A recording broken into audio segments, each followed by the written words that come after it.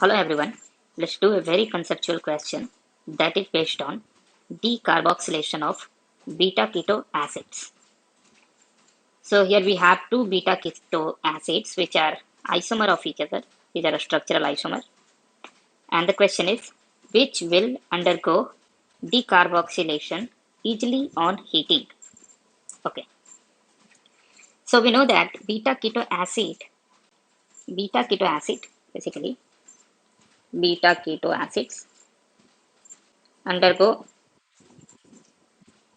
decarboxylation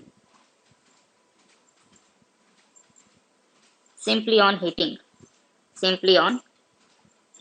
If you heat them, it will decarboxylate.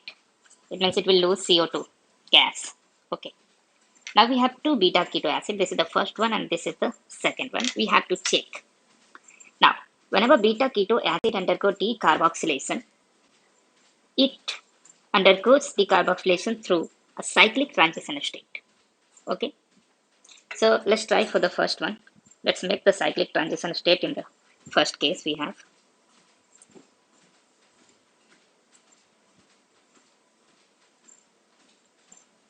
okay, this is the first molecule we have, and it will undergo decarboxylation by forming this cyclic transition state.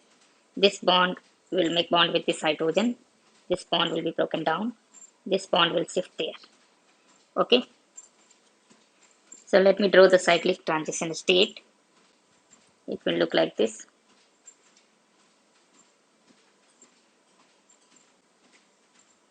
This bond, carbon oxygen bond, sorry, carbon carbon bond will be broken down. This oxygen hydrogen bond will be broken down. Okay, so this is what our cyclic transition state. This is cyclic transition state.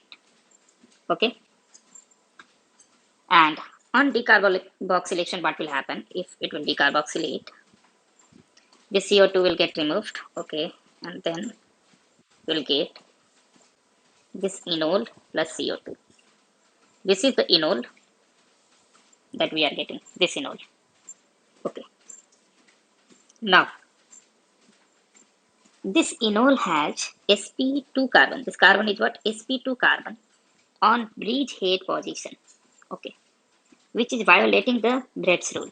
sp2 carbon on bridgehead basically violates the Bredt's rule, because we know that when sp2 carbon is there, the bridgehead carbon should be planar with the surrounding carbon, but we know that according to Bredt's rule, planarity is not possible at the bridgehead carbon, and that's the reason bridgehead carbon can never be sp2 hybridized. So this enol formation is not favored, and hence the first molecule will not undergo decarboxylation on heating, because the enol form has sp2 carbon on bridgehead, which is violating the Bredt's rule. Let's see the decarboxylation of the second molecule, that one. Okay, so again for that we will just draw the 6-membered cyclic transition state. So let's try to draw that. We'll erase this one.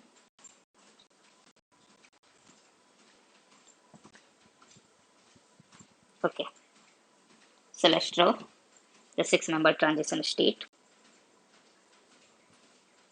In this case we have double bond here, and we have COOH. Okay, in this case also it will be similar. This carbon oxygen bond, this pi bond will be broken down. Now this oxygen hydrogen bond will shift there. This carbon carbon bond will shift there, and we get a transition state like this.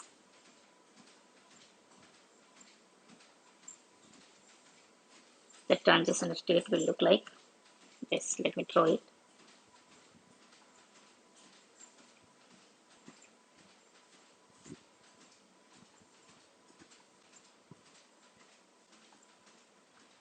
This is the cyclic transition state in the second case. And next, all the dotted bond is going to break basically. So what we are getting finally, the enol form, let me draw. So this will be the enol form. Now, in this enol form, this is the bridgehead carbon, and that is sp3 hybridized carbon. This bridgehead carbon is also sp3 hybridized carbon. So bridgehead carbon can be sp3. It's not a problem. It means it is following the Bredt's rule. Okay. This carbon, which is not a bridgehead, is sp2. So there it can be sp2. It's not a problem. Further, you know that enol is less stable. Enol is less stable, so it will tautomerize back to keto, and your final product will be this one. Okay. So it is undergoing decarboxylation easily. This is undergoing decarboxylation easily. First one is not undergoing decarboxylation. Reason being violation of Brett's rule in the first case, but in the second case there is no violation, and it will easily undergo decarboxylation on heating. Okay, so that's the explanation for this problem. Thank you.